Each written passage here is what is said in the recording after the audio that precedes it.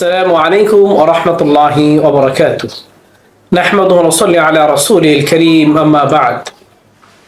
প্রিয় দর্শক শ্রোতাগণ, আপনারা যেখান থেকে আমাদের এই ইসলামিক অনুষ্ঠান দেখছেন, সবাইকে এফকিউ চ্যানেল ও মার্কাজুল উলুম ফাতওয়া সেন্টার জয়নাবাড়ি হামায়তপুর সাভার ঢাকা এর পক্ষ থেকে জানাচ্ছি অসংখ্য ধন্যবাদ।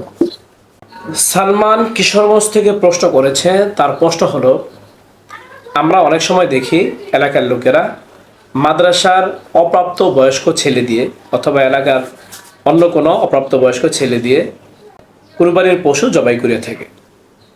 এখন আমাদের জানার বিষয় হলো, অপ্রাপ্ত বয়স্ক মাদ্রাসা ছাত্র হোক অথবা অন্য কোনো ছেলে হোক, এমন কোনো ছেলে মেয়ে দিয়ে কুরবানির পশু জবাই করানো যাবে কিনা, আর জবাই করলে সেটি সহি হবে কিনা, বিশুদ্ধ হবে কিনা, নাকি নতুন করে আবার প্রাপ্তবয়স্ক কোনো লোক দিয়ে জবাই করাতে হবে।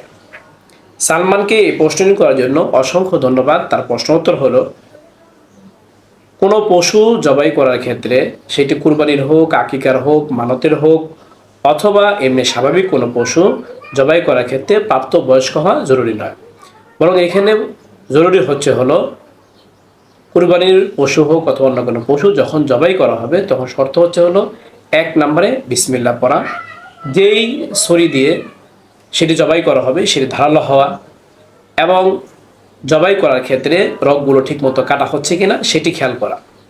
অতএব কোনো অপ্রাপ্তবয়স্ক কোনো ছেলে অথবা মেয়ে যদি কোনো পশু জবাই করে আর সে যদি এই শর্তগুলো তার জানা থাকে এবং সেইগুলো যদি সে মানতে পারে, ভালো করে জবাই করতে পারে, বিসমিল্লাহ আল্লাহু আকবার বলতে পারে, রগগুলো ঠিকমতো কাটতে পারে, তাহলে কোনো সমস্যা নেই।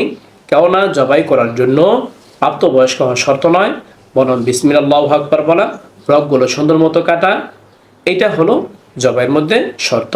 এবং যে জবাই করছে সে মুসলমান হওয়া। এখানে আকেল হওয়া জরুরি, এখানে বালেগ হওয়া, প্রাপ্তবয়স্ক হওয়া জরুরি না। অতএব আমরা যে কোনো সময় মাদ্রাসার ছাত্র হোক অথবা অন্য কোনো ব্যক্তি হোক, অপ্রাপ্ত বয়স্ক হয় আর সে যদি সুন্দর জবাই করতে পারে তাকে আমরা জবাই করতে পারবো, এতে কোনো সমস্যা নেই। কুরবানিরও কোনো সমস্যা হবে না, মানত আকিকারও কোনো সমস্যা হবে না। এই মাসলার রেফারেন্স আপনারা পাবেন আব্দুল মুখতার 9 নম্বর খণ্ডের 496 নম্বর পৃষ্ঠায়, ফাতোয়া হিন্দিয়ার 5 নম্বর খণ্ডের 285 নম্বর পৃষ্ঠায়, ফাতোয়া দাদার খানিয়ার 17 নম্বর খণ্ডের 396 নম্বর পৃষ্ঠায়, আল বাহরাগের 8 নম্বর খণ্ডের 306 নম্বর পৃষ্ঠায়, ফাতোয়া মাহমুদিয়ার 26 নম্বর খণ্ডের 179 নম্বর পৃষ্ঠায়। যে মাসলাটি বর্ণনা করা হলো, আল্লাহ পাক রব্বুল আলামিন আমাদের সবাইকে ভালো করে বুঝে এই মাসলার উপর আমল করার তৌফিক দান করুক। এরকম গুরুত্বপূর্ণ ইসলামিক প্রশ্নের উত্তর জানতে চাইলে অবশ্যই আমাদের ইউটিউব চ্যানেলটি সাবস্ক্রাইব করে আমাদের সাথে থাকবেন। ভালো লাগলে লাইক ও শেয়ার করবেন। তাছাড়া আপনাদের কোনো মূল্যবান মতামত থাকলে আমাদের কমেন্ট বক্সে আপনার ইউটিউব কমেন্ট বক্সে আপনারা প্রশ্ন করতে পারেন। আপনাদের প্রশ্নের উত্তর আমরা যথাসময়ে দেওয়ার চেষ্টা করব। এর পাশাপাশি আমাদের একটি এফকিউ নামে ফেসবুক পেজ রয়েছে, সেই ফেসবুক পেজে আপনারা লাইক ও শেয়ার দিয়ে আমাদের সাথে থাকতে পারেন। তাহলে সেখানে কমেন্ট বক্সে আপনারা প্রশ্ন করতে পারেন। আপনাদের প্রশ্ন উত্তর সেখানেও যথাসময়ে দেওয়ার চেষ্টা করব। ওমা আলাইনা ইল্লাল বালাগ।